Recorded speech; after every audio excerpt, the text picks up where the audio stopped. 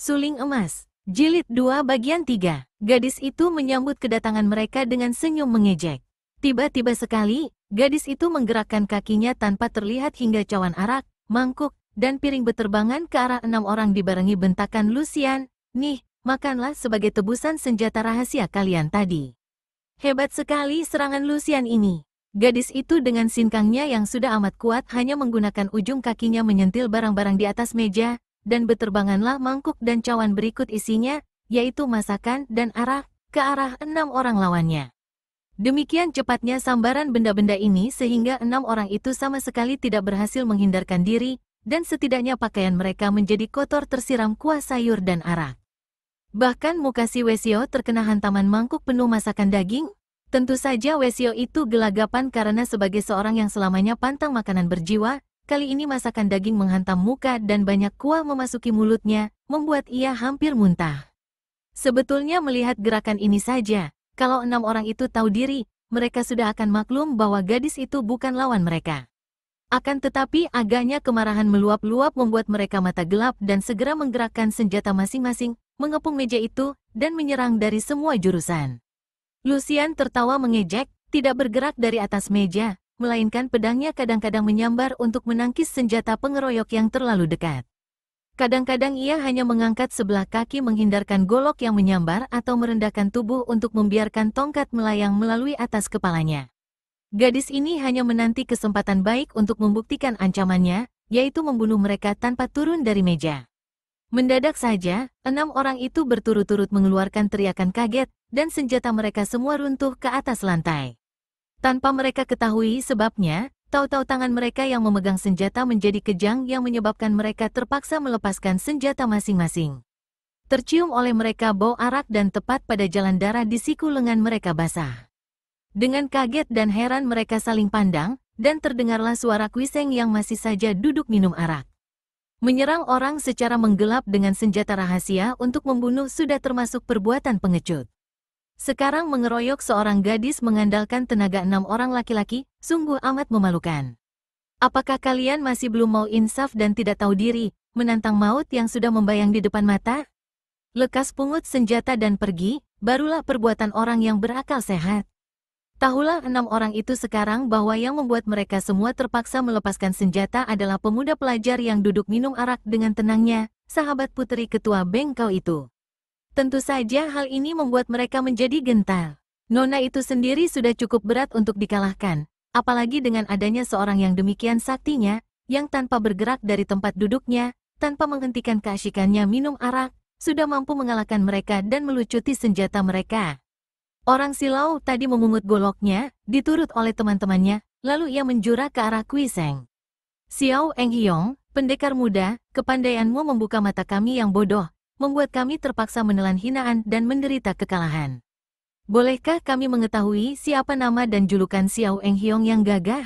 Kuiseng menarik napas panjang, kemudian ia berdiri dengan cawan penuh arak di tangan kanan.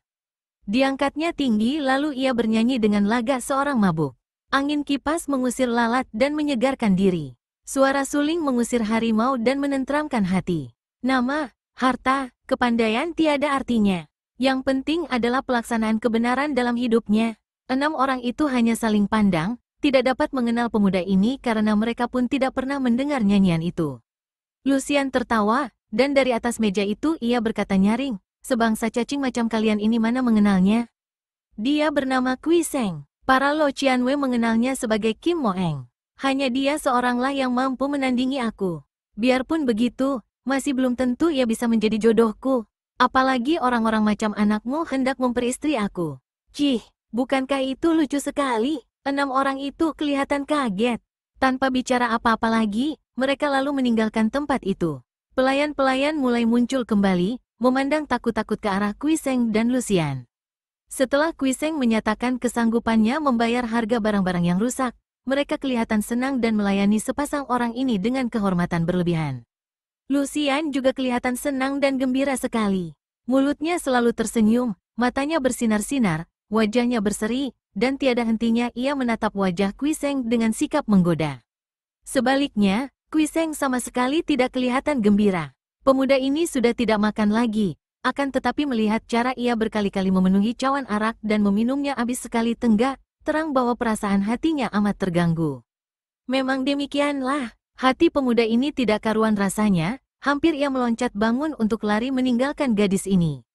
Ia merasa betapa gadis ini sengaja menggodanya, sengaja hendak mempermainkannya. Ucapan Lucian tadi benar-benar menikam jantungnya. Gadis itu di depan orang banyak mengakui bahwa hanya Kuiseng yang mampu menandinginya, namun betapapun juga, pemuda itu belum tentu bisa menjadi jodohnya. Ia merasa makin tak senang, muak, dan benci menyaksikan sikap Lucian, apalagi mengingat betapa tadi gadis itu sudah pasti akan membunuh 6 orang lawannya kalau saja ia tidak cepat-cepat turun tangan. Ia makin benci, akan tetapi juga makin cinta. Makin lama ia berdekatan dengan gadis ini, makin besar pula daya tarik gadis itu menguasai hatinya.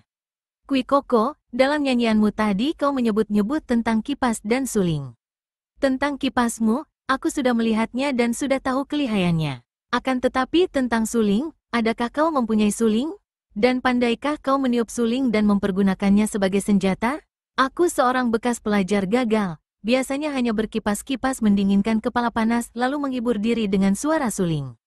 Memang tadinya aku memiliki sebuah suling, akan tetapi benda itu hancur ketika aku bertemu dengan Ban Pilocia, Dewa Lucia berlengan selaksa, di Telaga Xiao, Telaga Barat. Terbelalak sepasang mata yang indah itu, penuh perhatian dan ingin tahu. Apa, kau betul-betul bertemu dengan Oke Hengxia, pendeta jahat, itu? Aku pernah mendengar dari ayah bahwa pendeta perkasa itu amat cabul dan keji, akan tetapi memiliki ilmu kepandaian yang luar biasa. Ayah sendiri pernah bentrok dengan Ban Pilocia, bertempur sampai 2 hari 2 malam tidak ada yang kalah atau menang. Hanya karena khawatir kalau pertandingan dilanjutkan keduanya akan tewas, maka mereka menghentikan pertandingan. Dan kau bertemu dengannya? Bertanding? Dan sulingmu hancur olehnya? Ah, Kui Koko, apakah kau kalah olehnya?